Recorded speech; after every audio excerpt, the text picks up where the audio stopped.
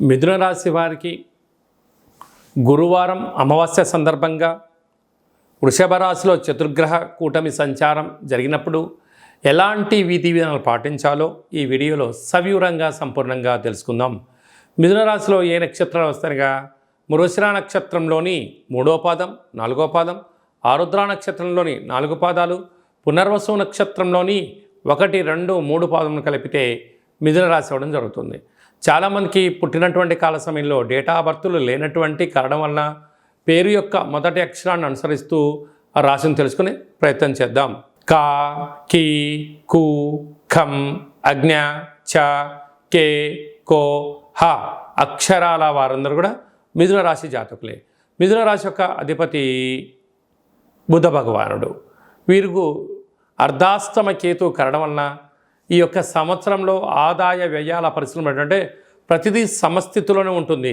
మీరు ఎంతైతే కష్టపడతారో మీకు ఎంతైతే అవసరం ఉందో అంతే డబ్బులు వచ్చే పరిస్థితి ఉంటుంది.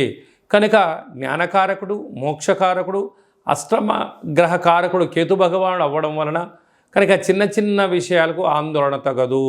వృత్తులలో, ఉద్యోగాల్లో, వ్యాపారంలో అనుకున్నంత విజయం సాధించలేకపోయినను ఆటంకాలు ఉండవు. మీరు పెద్దగా డిసప్పాయింట్ అవ్వాల్సిన అవసరం లేదు అని చెప్పి గ్రహ గమనాలు తెలియచేస్తున్నాయి. అలాగే భాగ్యస్థానంలో శని భగవానుడు సంచారం చేయడం వలన వృత్తులలో, ఉద్యోగాల్లో, వ్యాపారంలో మీ సాధన, పట్టుదల, ఏకాగ్రత అన్నింటా విజయానికి తొలిమెట్టు అవుతుందని చెప్పి గమనించాలి. రాజ్యస్థానంలో రాహు సంచారం చేయడం వలన వృత్తులలో ఏదైనా ఒక వ్యాపార కార్యక్రమాల్లో చేస్తున్నప్పుడు అనేక మంది చెయ్యలేనటువంటి వారందరూ మీరు చేస్తున్న పనిని చూసి ఓర్వలేని పరిస్థితి అధికంగా ఉంటుంది.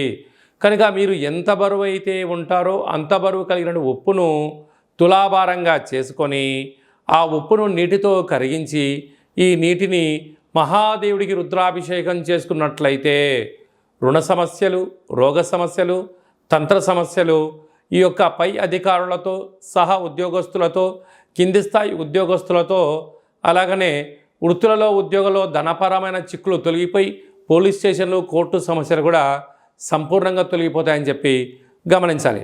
వ్యయంలో చతుర్గ్రహ కూటమి ప్రభుత్వ అధికారులతో ప్రశాంతంగా ఉండాలి.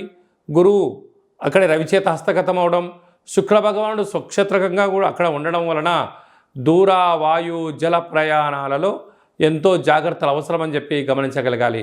కనుక వీలైనంతవరకు మౌనం, ధ్యానం, ఏకాగ్రత, ఆసనం, సూర్య నమస్కారాలు లాంటివి చేయడం వలన ధనము విచ్చలవిడితనంగా ఖర్చు పెట్టకుండా ఎంతో పొదుపుగా ఉండగలిగినట్లయితే బంగారు భవిష్యత్తు రోజులకు అవకాశం ఉందని చెప్పి గమనించగలగాలి. ఈ అమావాస్య గురువారము రోహిణి నక్షత్రము అవ్వడం వలన గజకేసరి యోగం కలగాలి అనుకుంటున్న వారందరికీ కూడా వీలైనంత వరకు కాళభైరవ స్వామి వారి యొక్క పూజ, కాళభైరవ స్వామి యొక్క హోమము, కాళభైరవ స్వామి యొక్క ముడుపు కట్టగలిగినట్లయితే మీకు అద్భుతమైనటువంటి గృహయోగం మీ సొంతమవుతుంది. గజకేసరి యోగం కలుగుతుంది. సభల యందు, సమావేశాల యందు మాట్లాడడం, ఎనలేని కీర్తి ప్రతిష్టలు మీ సొంతమవుతాయి. అలాగే వ్యయంలో చతుర్గ్రహ కూటమి కారణం వలన కూడా చిన్న చిన్న విషయాలకు ఆందోళన తగదు. మృగశిర నక్షత్ర జాతకులకు బార్డరు, న్యావీ, పోలీస్, ఎయిర్పోర్ట్స్, రక్షణ శాఖలో ఉండబడిన వారందరికీ చాలా మంచి కాలం అని చెప్పి గమనించాలి.